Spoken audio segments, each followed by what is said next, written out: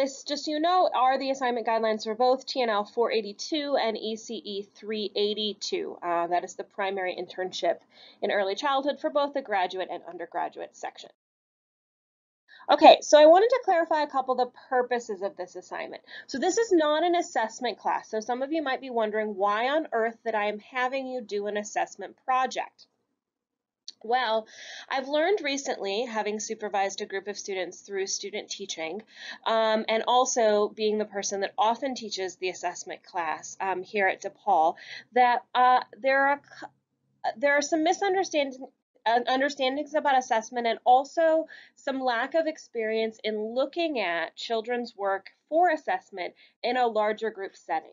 If you've already taken the assessment course at DePaul, you will remember that you do a child study and you do a lot of practices around assessment with an individual child. But because when you take the assessment course, you are not in a classroom, for the most part, some of you may have been, but it isn't required that you be observing a child in a classroom. We don't have an opportunity in our program for students to look at a larger sample of children's work.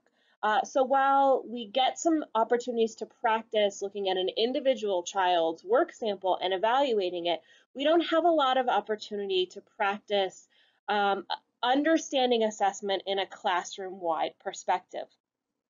And for those of you that have looked ahead at EdTPA, that is a large piece of the assessment portion of EdTPA. And because you're in primary right now, it's a really good opportunity to take a look at work because the children in your classrooms are producing so much work every single day.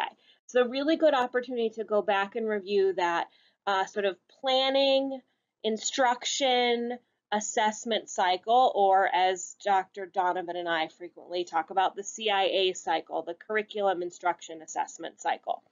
And I know in this case, many of you are using an assessment that you didn't plan a lesson for, but that's completely okay.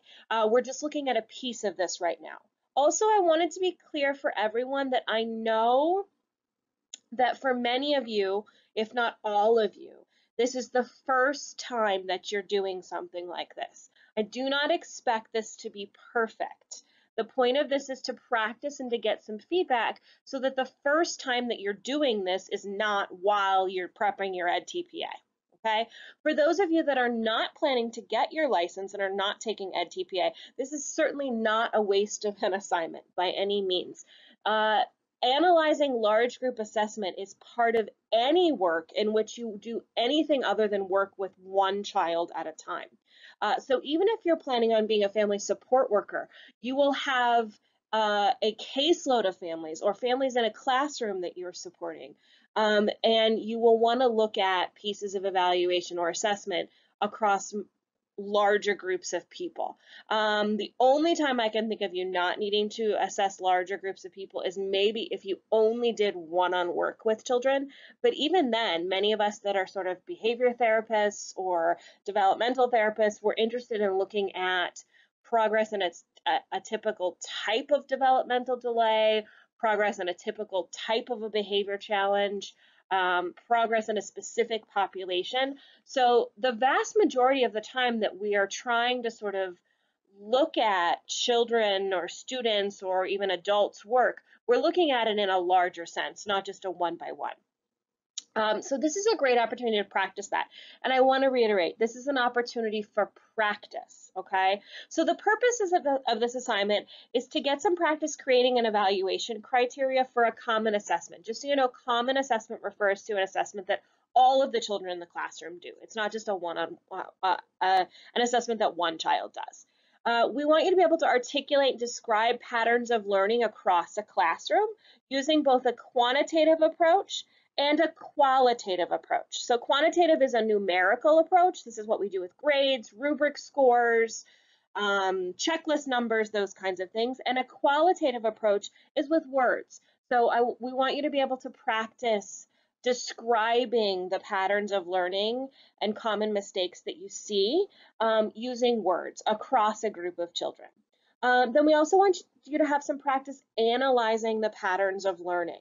So not just describing them, but talking about what they mean and why they might have come to be. And then last but certainly not least, that this goes back to that CIA or curriculum and instruction assessment cycle, we want you to be able to talk about how the patterns of learning that you've analyzed, so the meaning that you've derived from what you've observed, could inform the way that you work with children in the future. Okay, so how is it, now that you understand that the children are capable of meeting this specific learning objective, what's next? Or if you understand that the majority of the children struggled in a specific component of a learning objective, what's next in the classroom? For the class as a whole and for individual children. Okay, so most of the class, 90% of the class, met the benchmarks for this learning standard because of these patterns that I've observed. They've demonstrated that they understand how to do fill in the blank. I don't want to use a specific example because all of your examples are going to be different. However, 2 of the children's work demonstrated that they did not comprehend what the lesson taught because of these examples. So in the future, I plan to support them by spending extra time with them, reteaching a lesson. Any of the strategies of differentiation that you've learned in your other classes would be appropriate. I hope that is clear what I mean by sort of analyze for the purpose of future instruction. So let's back up for a minute and review, because some people in this class have not taken the assessment course, but many people have. So let's take a minute and review what is formative assessment. You should have been talking about this in your curriculum courses. You have or will talk about it in your assessment courses. But a formative assessment is assessment conducted for the purpose of informing instruction or curriculum.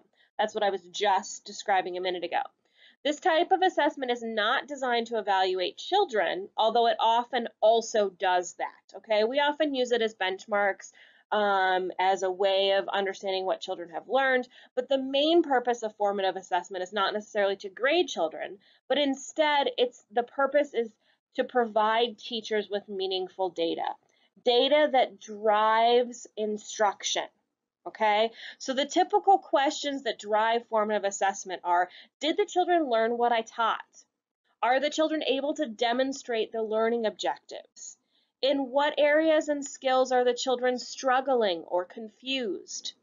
In what areas or skills are students excelling? Sorry, I use children and students interchangeably quite frequently because so many of the students that we work with are young children, all of them, not so many. I don't use children if I'm talking about high school students.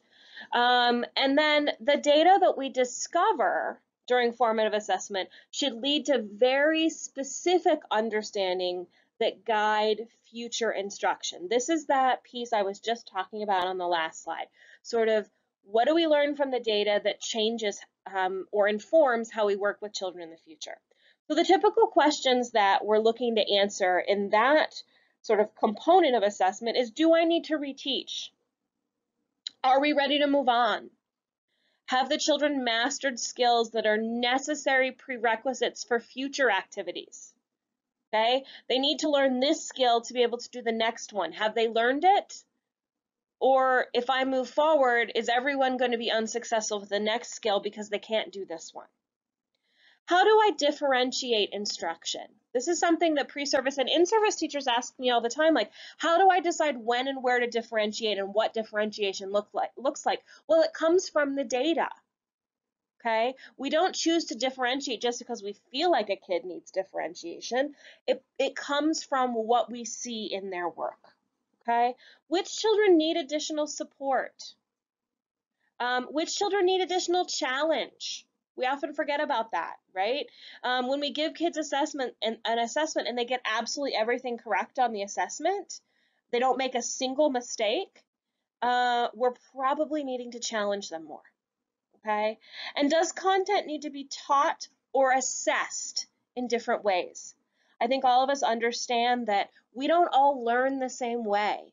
If you just want to look at Gardner's intelligences, some of us are inherently auditory learners, and some of us are inherently visual learners, and some of us are inherently kinesthetic learners. Some of you that know me have heard me tell stories about the fact that my oldest daughter is super a kinesthetic learner. And the way that she learned the sounds of the letters of the alphabet was by me putting index cards with letters all around the floor of our house and telling her to go do a cartwheel on the letter that makes the sound th, and go do a handstand on the letter that makes the sound t, right? I could have drilled her all day on that, but by letting her use her body and explore that, it built that bridge. It made that connection for her. Okay. Some of us need directions explained in a different way. Some of us, especially young children, are struggling with fine motor skills. So uh, assessing their ability to comprehend a story using a written assessment isn't the strongest way of assessment. If we ask them orally to tell us what they understand from the story, they can demonstrate their understanding much more significantly than if we give them a piece of paper because their fine motor skills are delayed. Okay, so assessment, and especially formative assessment, can be used to inform all of these things. And this is why I and we as a department want you to practice this. Okay, so for the next couple of slides, I'm going to go through the steps of the assignment, and I'm also going to show you an example. For the most of the examples, I've stuck with a single one, just so you can see a particular student kind of move through the steps. And then when we get to the graphs, I will pull examples from a couple of different places so you can see how it might look different when there are different kinds of assessments and different questions being asked. Okay. So the first step of this is to select and collect a common assessment or work sample from all of the children in the class. I think everyone kind of understands this piece. It could be a worksheet, an activity, a project, photographs of an activity, anything that documents learning, painting, art, writing, any kind of a work sample. Okay, it could be videos of all the children. I don't think most of you have that. Most of you have some kind of a written piece because we're in primary. In this example, the example that I've included to the right, this is an example from a first grade classroom, and the assessment is a writing sample. And as you can see, it is asking the children to use the planning template from yesterday to describe your food using your 5 senses. So this teacher was asking this group of first graders to write a paragraph using adjectives that are drawn from the 5 senses. And all of the children were looking at and handling some kind of a food item. Kind of a neat intersection of kinesthetic learning because they all had real food with some written work. The assignment does ask you to include both a blank version of the assessment. This is an example of a blank version of the assessment, and the assignment asks you to include at least 2 samples from the kids completed. Okay. Slide, you're looking at a movie. If you look at this slide, you can see the skills. Effectively utilizes an opening sentence. Paragraph includes descriptive words from all 5 senses, and effectively uses a closing sentence are represented here. Okay.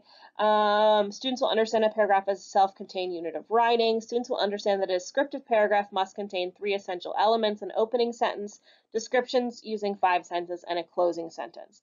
They will demonstrate this knowledge in their drafting assignment. Okay.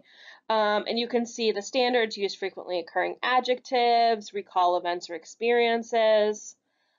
So what shows up in the rubric is aligned to the goals and standards of the lesson. This is a little bit different for you, and I obviously will not be looking for this in your assignment because in many cases you are not the one that created the lesson. If you have some information about the standards, great, use them to create the rubric. If you are using the assessment from a lesson that you planned, make sure to go back and look at your own goals and standards. Okay, so then you're going to do 2 things to describe the patterns of learning. So basically describe what the children took away from this lesson. What does the assessment say about their patterns of learning? Okay, the first thing that you're going to do is analyze their patterns of learning quantitatively. And for this, quantitatively means numerically. And for this, you are going to create a graph. A graph is one of the most clear-cut visual ways to show patterns of learning to a reader, right? So I can very clearly see patterns of learning, okay? So this example on this slide is from the example we've been looking at along, scores on the descriptive paragraph. And you can see in this assignment, there are a couple of children that really struggled, and then the vast majority of the children in the class did fairly well on the assignment. I will tell you that this is not the most meaningful data. So from that, I can pretty much only derive that a few of the children struggled, most of the kids did fairly well, only one of the kids got a perfect score. That's what I can derive from this graph. In general, I tend to find that final assessment scores, so 7 out of 10 in this case, 14 out of 15, tend to not give us a lot of data, especially for planning purposes.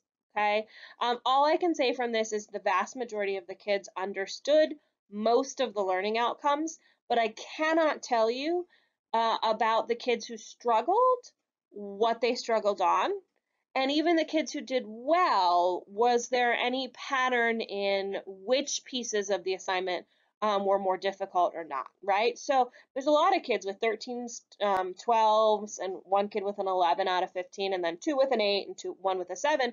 Like, what are the common mistakes that were made there? That will tell me more when I go to plan the next lesson than just the vast majority of them got it, okay, which is what I can see from here. This is not a bad graph. It's not an excellent graph.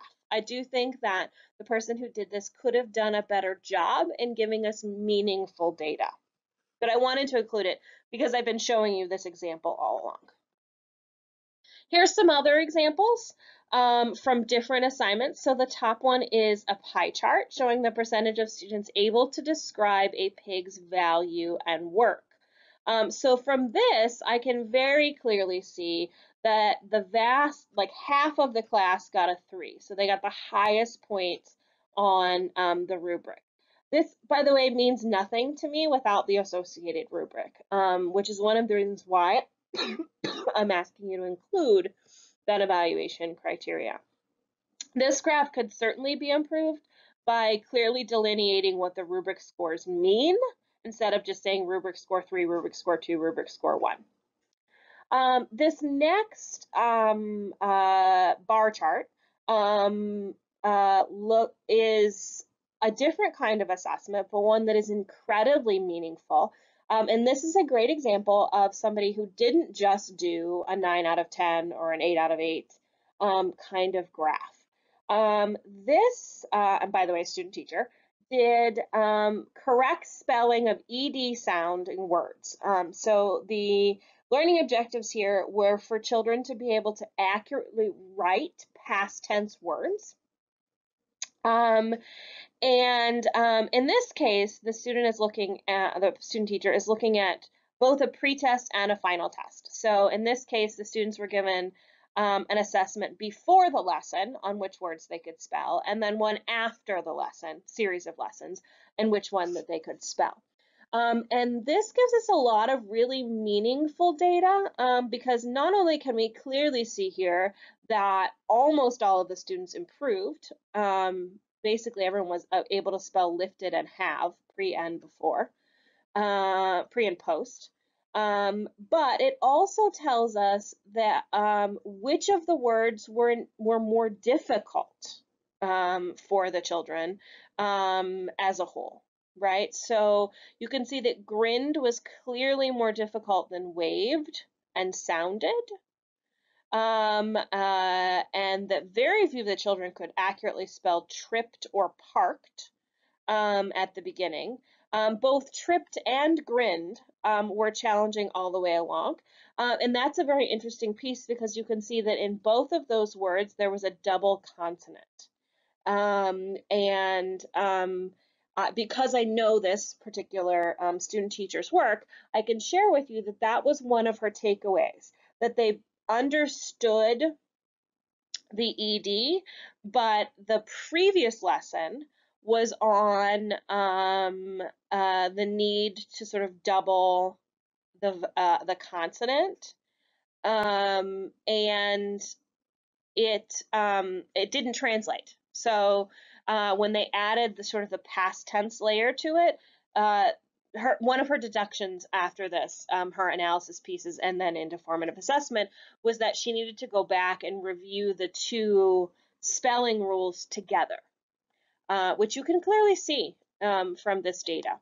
It's very meaningful data in comparison to just a 5 out of 8, a 7 out of 8, right? Because then we wouldn't know which patterns, which words were more difficult for the children. This last bar graph is a smaller group. It's not a whole class. It's a 5 child guided reading group. And you can see these are the learning outcomes and rubric points for this particular assessment. And they were learning about real versus not real characters. And in this case, the student teacher has graphed the scores of each of the individual children on the rubric. And so you can see which of the skills was more difficult and which of the children struggled more. This is very meaningful data. This kind of data is possible because it's a group of 5, but I wanted to show it to you because you can absolutely graph the percentage of students with rubric scores on different components of the rubric. If your rubric is looking at more than one outcome and more than one skill, a way to get around that sort of, I just know if they overall did well or poor, is to graph the percentage of students who scored a 1, a 2, or a 3 on the rubric. In this case, it was a 3-point Likert scale rubric. So we can see the proficiency in different skills that are being looked at. These are great examples of graphs and a way to really think about what am I really wanting to know? What is the meaningful questions around the assessment that I chose to. The next section asks you to describe the qualitative patterns of learning. So in this case, you're going to describe patterns of learning used, and you're going to describe them using words. Okay, so I want you to pay particular attention to any patterns of learning that weren't represented in your graph. Okay, oftentimes there are patterns that you just can't get at with your graph. So if you look at the example below, the way that the student who did the project, the written paragraph around the 5 senses, got around the lack of meaningful data in her bar graph is that she created an extensive narrative to help us understand what the patterns that weren't in the graph actually were. Okay, so she said things like the majority of the opening sentences tended to replicate the example I gave in class during our whole group lesson. Here's an example. I am going to teach you about grapes, or whichever the food the student had chosen. She also included the sentence that said the 3 students who scored below an 11 of 15 were not able to complete their drafts. So she's using words to explain the patterns that weren't visible in her graph. Okay. Also in this qualitative piece, you want to describe any outliers. Okay. So these are assessments that are not typical of the larger patterns. So specific examples of mistakes or successes that are not part of a larger pattern of learning, but are still significant. For example, a single student that didn't understand the assignment, okay? Or, you know, the majority of the students made mistakes in this learning outcome. However, 3 students also demonstrated a mistake in learning outcome 2, okay? Throughout your qualitative section, and you're just gonna have like a paragraph explaining the patterns, you must use specific examples from children's work. Okay, so don't just say the opening sentences tended to replicate the example I gave. Include a couple, 1 or 2 examples from the student's work of what the opening sentences looked like. The next step is to analyze the patterns of learning. So you've created a graph, and you've written a paragraph that explain what the patterns are, but the next thing that you need to do is analyze it. So you have to describe what the patterns of learning mean. And in the assignment, I've given you guiding questions to think about as you describe what the patterns of learning mean. Did the students meet the learning objectives? How do you know that? If they're still struggling, what skills or understandings are they still struggling with? Are they able to demonstrate their learning using the selected assessment? For example, in the assessment we've been talking about, the kids that weren't able to complete their draft, they're all kids that have IEPs and are developmentally behind in certain ways, one of which is the ability to write. Okay, so it's very possible that those children weren't able to demonstrate their assessment, what they knew, using this assessment vehicle. And in fact, in that example, we know for sure that that's the case because she also assessed their learning using another format, and those students were successful in a sort of more oral format of participation. And the last question really ties to what I just said. What misunderstandings or issues with the selected assessment may have prevented them from demonstrating their learning on the selected assessment? This is asking you to go back and look at, were there mistakes in the tool itself? Right? If I could redesign this assessment after I've done it, would I change some things to make sure I was accurately collecting data? The last piece goes back to what I started the whole presentation with, what is formative assessment, is this idea of using assessment to inform instruction. Again, in the assignment guidelines, there's very clear things that you want to be describing in this, right? So based on the patterns and your analysis, what are your next steps? How does this assignment and your understanding, the data you just collected, your understanding of the data's meaning, how does that impact what you do tomorrow with the kids? Okay, both as a whole and then in terms of differentiation.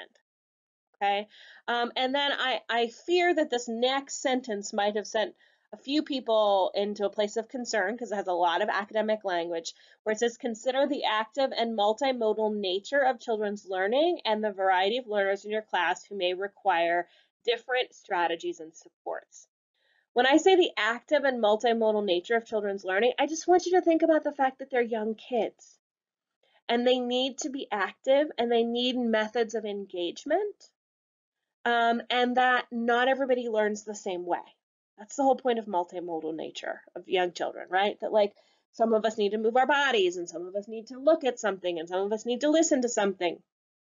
So I want you to consider that when you look at the children who struggle, the children who need challenge, when you look at the patterns of learning, when you are thinking about how do I move forward with this class, I want you to think about what do I know about these kids and like how does that inform what I do next?